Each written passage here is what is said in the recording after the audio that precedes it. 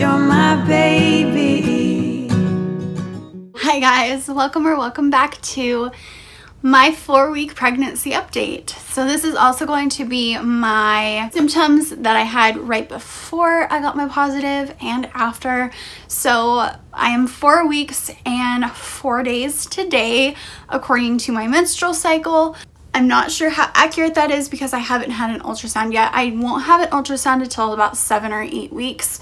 So that's why. Baby is actually the size of a poppy seed this week, which is crazy that literally a poppy seed is like this little tiny little thing and it's growing inside of me, which is crazy. But before I get into this, I did want to tell you guys that if you have not seen my live pregnancy test or my announcement to my husband, go watch those before you watch this. I will have those linked up above. But before my missed period, I haven't even missed my period yet. Before I even took a test, I took a test 3 days before my period. I had tons of pregnancy dreams. Like, I was pregnant in my dreams. I had tons of baby dreams and it was weird, and I don't ever get those unless I'm pregnant. And so that was really the first thing that I was like, maybe I am. However, if you are not aware, when we did conceive this child, I thought I had ovulated earlier than normal. And then the entire week that I was supposed to ovulate, I didn't ovulate. So I was like, okay, that was just it, whatever. And then we had sex and immediately ovulated. So no, this pregnancy was not planned whatsoever. It was the biggest surprise ever. And we even knew that we were kind of fucked because of my ovulation. I was like, oh great, we had sex the day before my ovulation. Awesome. So, but it all worked out. I want to talk about another symptom that I had before. If any of my family is watching this, you may want to skip forward just a little bit. I had actually talked to my best friend about this and discharge. So if you are not aware, your discharge does change during your cycle. So normally during ovulation, it will be more sticky and kind of egg whitey. And that's great for the sperm to travel to the egg. Once you have already ovulated, you also have a period before your period where you have dry days, is what they call it. And I didn't have that. I had increased discharge. I'm sorry if this is TMI. I had increased discharge, and that doesn't ever happen before my period. So I was like, that's weird. So I believe the next day after I told my best friend that, she was like, I don't know what that means. So before I took my test, that's what happened. Those are really the only symptoms that I even have at all. Like, besides just thinking that I'm pregnant, that's really all, because I had already known that we had sex the day before I ovulated. I had already known that my time was coming up to take a test. So that's why I took a test. My coworker had asked me, she's like, what made you take a test? And I was like, I don't know, like nothing really. It was just curiosity. And that's the same thing that happened with Victoria too. It was just the curiosity that made me take the test with her as well. So both of my kids were conceived the exact same way. 2 months off birth control. So excuse me, pregnancy. I've been having a lot of reflux and burping and just gas. That's another thing. When we tried for Victoria, I obviously got off birth control to try for Victoria. Well, when I got back on birth control this next time around, I had only been on it for like 4 months at the time, I want to say, maybe 3 months. And it was so bad. Like, it had made me feel absolutely insane. And I don't know if you guys have ever been on birth control, but it makes you feel crazy. My mood swings were out of control, and I was like, I just have to get off this birth control. Like, I can't do this anymore. I can't. It was the 2nd month that I was off birth control that I got pregnant with this baby. And I have a feeling my theory is right. So if you guys remember me saying when I was TTCing that I was going to get on birth control anyway, just to kind of kickstart my body, because I think that that's what happened with Victoria. Well, I think that's exactly what happened. For some reason, birth control just kind of kicks my body into overdrive. Once I have already gotten off of pill, that's when I either hyperovulate, which I'm really scared about. I'll talk to that in a minute. I either hyperovulate, or my body just creates a really good egg from not ovulating while I'm on the pill. So I don't know what it is, but I believe that it's the birth control that gets me pregnant. So, which is very ironic. So I was off of birth control for 2 months with both of my kids and got pregnant with them. So it's so crazy to say both of my kids. That's crazy. Like, I just can't. They were conceived on the 2nd month. It was really bad ovulation for both of them.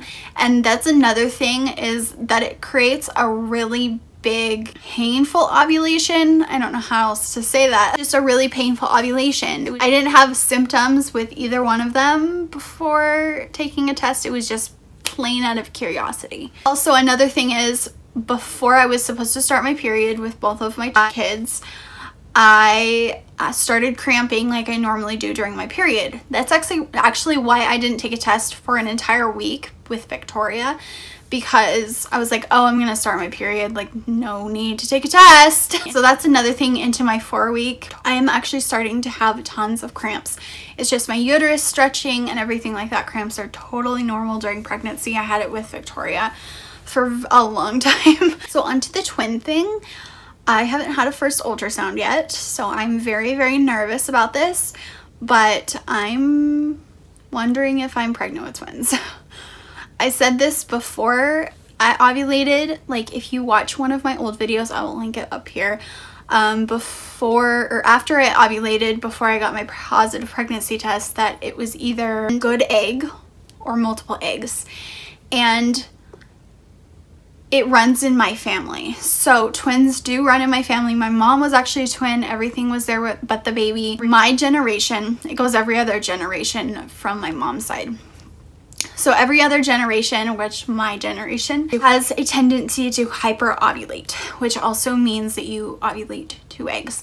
So if you haven't been watching me for very long, back in September, I actually ovulated 2 eggs. I will insert that right here just to kind of show you. This is the ovulation test I just took. But I ovulated 2 eggs on both sides. This time, I'm not sure if it was just hyperovulation or a good egg, because it was only the one side. However, you can ovulate 2 eggs on one side. So I don't know. It might be twins. I'm really nervous to find out. I'm not gonna lie. Really nervous. So now on to my 4-week pregnancy update. The very first symptom that I had after I got my positive pregnancy test was cramping. So I got really bad cramping. While I was at work one night, I was just kind of walking around and everything, and it's just your uterus stretching, like I said, and I just got really bad cramping like I did with Victoria's pregnancy. So I was like, oh yay, my uterus is stretching. So that's not a huge deal. It was obviously a little bit painful. It always is. It's never comfortable. Next thing is I started to have a really bad gag reflex, and I think this can also go along with before I got my positive. So I would eat something and I would like immediately like gag, and it would just trigger my gag reflex. And actually yesterday, so this was 4 weeks and 3 days pregnant, I had a really bad gag reflex, and it has actually triggered my morning sickness. I didn't have morning sickness with Victoria until 7 weeks, and I am only 4 weeks with this baby. So that's another thing that kind of points me into the direction of having twins. So nervous. Also, another thing that actually points me in the direction of having twins is I actually took a digital this morning, and it's before my period. It came up almost immediately. I will insert the live pregnancy test as well. So usually digitals aren't very sensitive. So with my pregnancy test, they've been having lines and getting darker and whatnot. However, it's still before my period, and so I'm not sure how rare it is to get one before your period or whatever. I'm not sure, but I just feel like you would have to miss your period in order to get a digital. So I don't know. That's just kind of me thinking. I really haven't had any other symptoms. So I did want to show you guys this. Obviously, if you guys have seen my live pregnancy test, you have seen this. But this is it.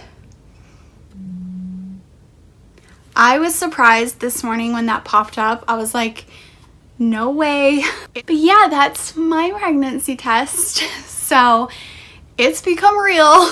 I have to make an appointment to go get a blood test for my insurance so they will cover my pregnancy.